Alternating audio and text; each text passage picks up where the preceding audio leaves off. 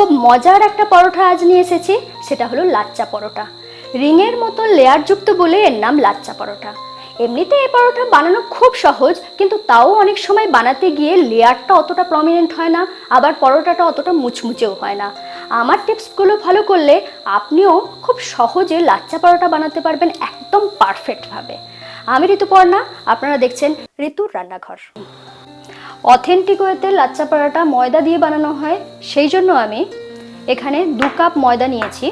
আমি এখানে শুধু ময়দা ব্যবহার করেছি, আপনারা কিন্তু হাফ ময়দা হাফ আটাও ব্যবহার করতে পারেন। লাচ্চা পরোটার টেস্টটা বাড়িয়ে দেবে যদি ময়নে শুদ্ধ গাওয়া দেশি ঘি ব্যবহার করেন সাদা তেলের পরিবর্তে। প্রথমে ডোটা বানিয়ে নেব।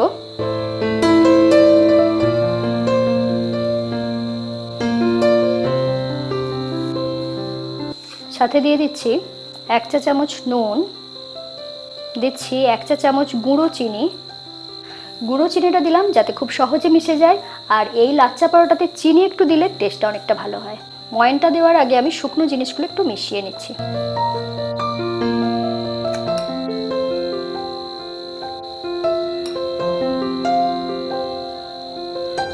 ভালো করে মিশিয়ে নিয়েছি। এরপর ময়নটা দিয়ে দিচ্ছি। ঘিটা আমি এখানে দেব 2 টেবিল চামচের মতো। ময়নটা লাগিয়ে নিচ্ছি।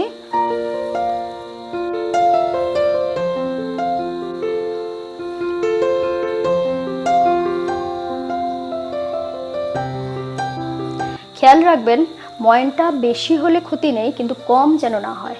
ময়নটা ভালো করে লাগিয়ে নিয়েছি। যখন দেখবেন এরকম মুঠো হচ্ছে, তার মানে ময়নটা বেশ ভালো করে হয়ে গেছে। জল দিয়ে আমি ডোটা বানাবো। এটা নর্মাল টেম্পারেচারে জল ব্যবহার করছি।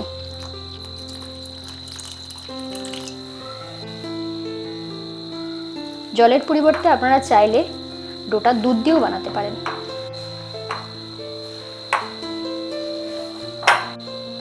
একটু একটু করে জল দিয়ে ডোটা বানিয়ে নিতে হবে। ডোটা ঠিক কতটা নরম বা কতটা শক্ত হবে সেটা আমি আপনাদের দেখিয়ে দেব।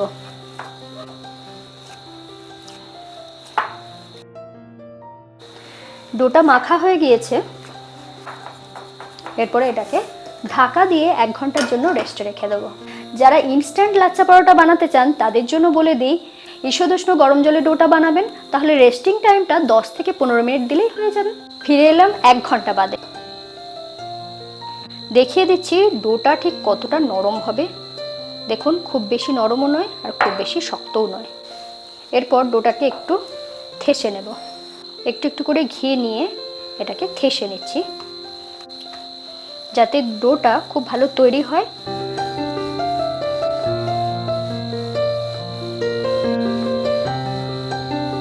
এরপর এটাকে আমি টুকরো করে কেটে নিচ্ছি।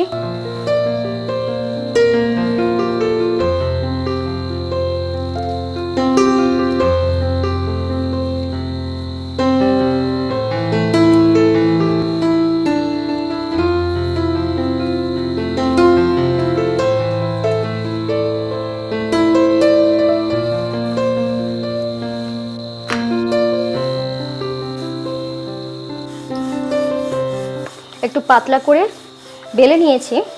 দেখুন, একদম পাতলা করে বেলে নিয়েছি।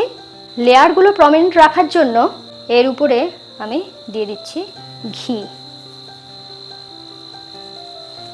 ঘিটা এইভাবে লাগিয়ে নিচ্ছি পুরো জায়গাটাতে। শুধু ঘি লাগালেই চলবে না, তার জন্য ওপর থেকে দিয়ে দিতে হবে একটু কর্নফ্লোর। কর্নফ্লোরটাকে এইভাবে ছড়িয়ে দিচ্ছি। কর্নফ্লোরের পরিবর্তে আপনারা কিন্তু ময়দাও ব্যবহার করতে পারেন। এরপরে পুরো জিনিসটাকে ভালো করে এইভাবে লাগিয়ে নিচ্ছি। এরপরে এইভাবে কেটে নিতে হবে। একদম ছোট ছোট টুকরো করে কাটছি। যত পাতলা করে কাটতে পারবেন তত সুন্দরভাবে লেয়ারগুলো হবে। আমি এইভাবে কাটছি, আপনারা কিন্তু ছুরি দিয়েও এটাকে কেটে নিতে পারেন।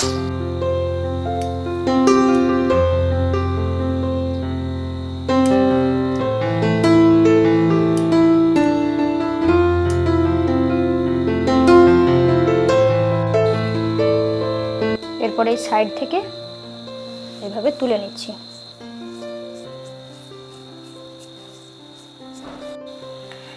এটা তোলার সময় যদি কোনো অসুবিধা হয় তাহলে অল্প হাতে ঘি কিংবা তেল লাগিয়ে নেবেন, অনায়াসে উঠে আসবে।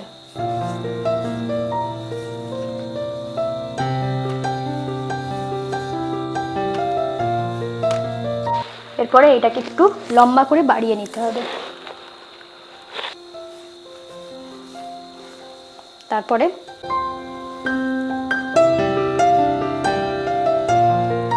এইভাবে রোল করে নিতে হবে।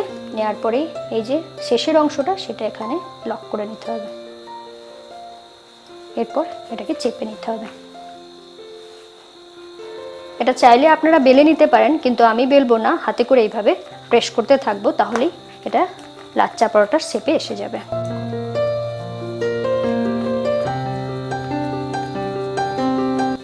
দেখুন আস্তে আস্তে অনেকটা বড় হয়ে গিয়েছে, এর থেকে বড় আমি করব না। দুটো সাইডে দেখে নিন কত সুন্দরভাবে তৈরি হয়েছে।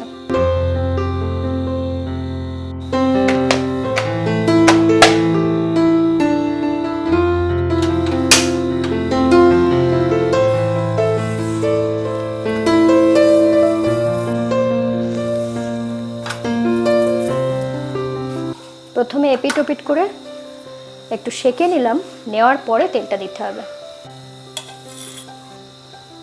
এখানে আমি তেল ব্যবহার করছি, আপনারা কিন্তু ঘিও ব্যবহার করতে পারেন।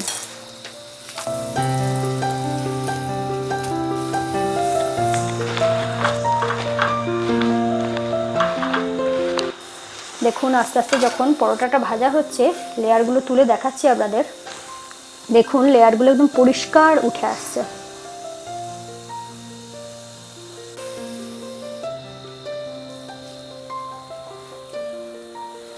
দেখতেই পেলেন কত সহজে এত সুন্দর লাচ্চা পরোটা তৈরি হয়ে গেল। রেসিপিটা খুব সহজ করে দেখানোর চেষ্টা করেছি। কেমন লাগলো লিখে জানাতে ভুলবেন না। ভালো লাগলে চ্যানেলটা সাবস্ক্রাইব করে বেল আইকন প্রেস করে রাখুন। সকলে খুব ভালো থাকুন আর দেখতে থাকুন ঋতুর রান্নাঘর।